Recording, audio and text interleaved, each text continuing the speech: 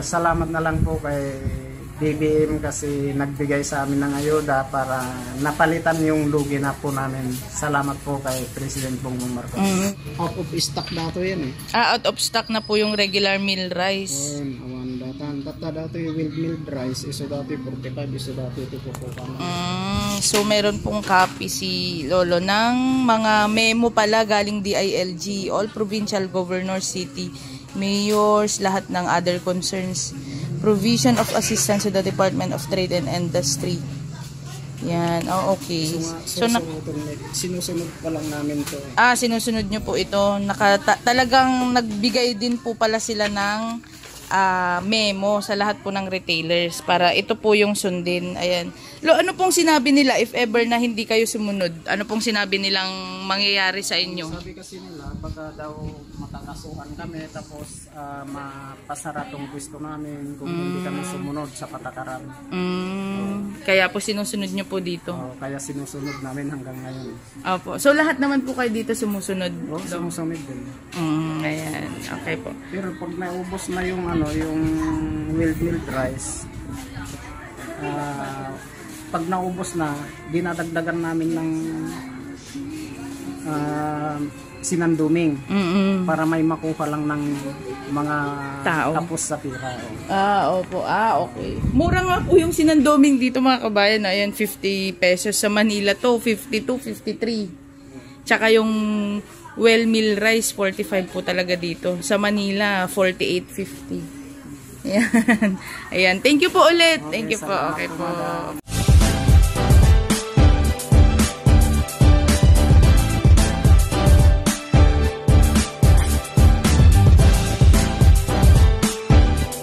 So, ayan mga kabayan, ito po yung market ng Luna, La Union. Ayan, busy day po sa amin ang Sunday kasi bukod po sa Simba Day is Palengke Day. Ayan. So, andito po tayo ngayon para po maghanap ng mga price retailers at the same time yung mga bumibili po ng mga bigas para po ma-interview natin kung kumusta na po ang mga presyo dito ng mga bigas. Kung nasunod po ba yung pinatupad ni President Marcos, President Bongbong Marcos na mga price ceiling dati dito and kung hanggang ngayon isinusunod pa rin nila.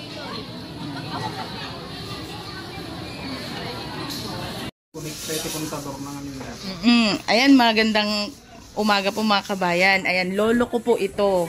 Nandito po ako ngayon sa market ng Luna, La Union. Itong lolo ko po na to is nagbibenta rin po ng bigas. Ayan, rice retailer din po siya dito sa La Union. Ayan, lo, ano pong masasabi nyo ngayon sa presyo ng mga bigas? Okay lang naman tong presyo po namin kasi yung mga supplier naman, mahal naman ang angkat namin. Kaya kung ibenta namin ng kwanto yung supplier kasi ang angkat namin 1,100. Pag ibenta namin ng 45, di 125 na lang yung one half kapan. Di 25 na lang ang tubo namin. Di sa lugi kami yung subot pa. At saka yung renta namin dito sa pwesto. Kaya mayroon naman yung mura hanggang 45 na lang pero may 50 kami kasi dinurado itong bigas namin. Opo. Pero opo, aware po kayo sa binigay ng Pangulo na price cap stability. Yung mga, di ba nag-impose po siya ng mga prices na 41 to 45 lang dati. Pero nilift niya na yun kasi alam niya ng anihan, marami ng supply, alam niya ng bababa po yung mga presyo ng bigas. So far po, hindi pa po bumababa yung bigay ng mga suppliers. Bumaba noong nakaraang buwan, bumaba naman ang presyo ng bigas kasi bumaba ang presyo ng palay. Ang kaso lang, biglang tumas ang presyo ng palay. Naulit. Tumas ulit ng presyo ng palay, kaya ngayon, tumas din ang presyo ng bigas. Kasi noon 1,000 ang angkat namin, ngayon 1,100 na. Opo. Pero nung nagbigayan po ng ayuda, Lo, nabigyan po kayo? Oo, nabigyan kami ng 15,000. Oh, ano pong masasabi niyo po sa ayuda na binigay sa inyo ni President Marcos po?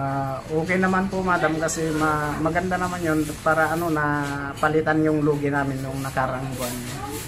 Lahat po kayo dito, Lo, nabigyan po kayo? Lahat kami po, madam, nabigyan. Opo. Ano pong masasabi niyo po kay President Marcos po sa binigay na ayuda? Salamat na lang po kay BBM kasi nagbigay sa amin ng ayuda para napalitan yung lugi na po namin. Salamat po kay President Bongbong Marcos. Ayan. Thank you po. Thank you po, Lo. Thank you po sa oras nyo and sana po maintindihan ng mga consumer kung bakit ganyan po yung mga presyo ng bigas nyo. Oo, madam. Opo, ayan. Thank you po. Salamat po, madam. Nay, tatanungin lang po sana kita kung kumusta yung mga presyo ng bigas dito sa atin, sa Luna, La Union. Okay lang naman.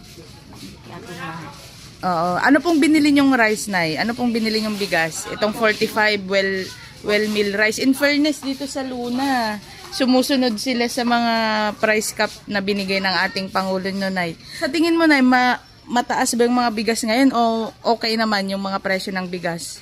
Medyo mataas na. Kasi gano'n na nagdagapas na dapat. Nagaanihan na. Dapat bumaba na. Opo. So, okay lang po sa inyo yung mga presyo ng bigas, Nanay? Hindi naman po mataas? Ito sa akin, hindi mataas. Ito mataas na.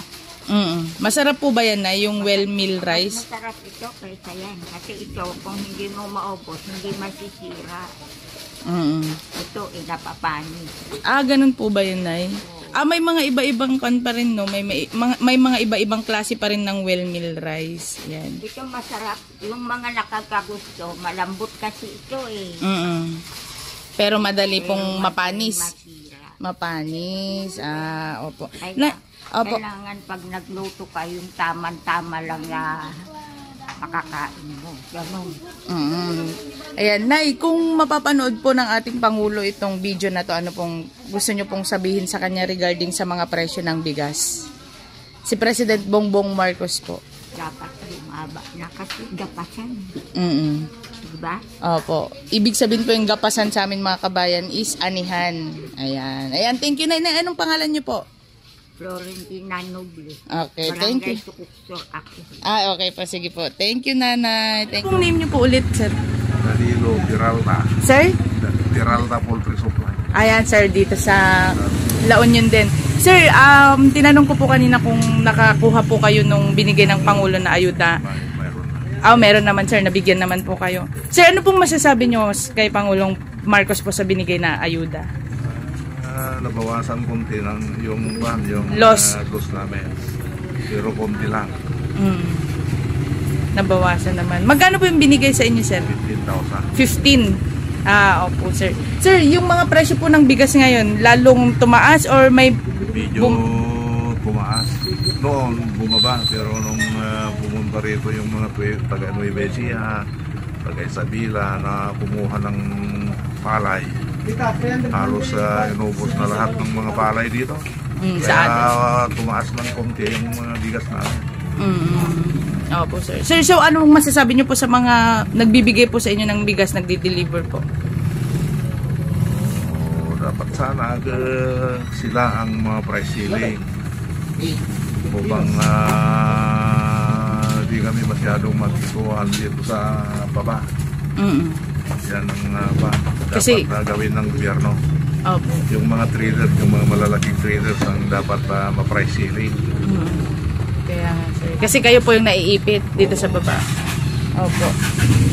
Pero ngayon, sir, ngayong season ng anihan dito sa atin, hindi pa rin ramdam yung pagbaba ng palay, wala bigas. Kasi ang taas ng kuha ng mga traders. Taas ng kuha nila sa palay. Kaya hindi masyadong bumaba yung presyo ng bigas. Sir, ano po yung common na sinasabi ng mga bumibili ng bigas? Wala naman. Hindi po sila natataasan? Masyadong mataas. Nagre-reklamo ba sila, sir? Sanay na kasi sila sa mataas na presyo noon. Kaya di sila masyadong magre-reklamo. Sanayan na lang. Kasi bumaba ng konti. Pero meron din po kayong memo, sir, no, na natanggap na dapat ang price nyo lang is 41 to 45. Noon, sir, yung galing... Noon nung na-apply yung nung na-enforce yung Opo, price ceiling. Pero na-lift naman na po. Nung na-lift yung price ceiling, yan. Yan na po. Opo, ayan. Ayan. Yun lang, sir. Okay. Thank you po. Thank you po.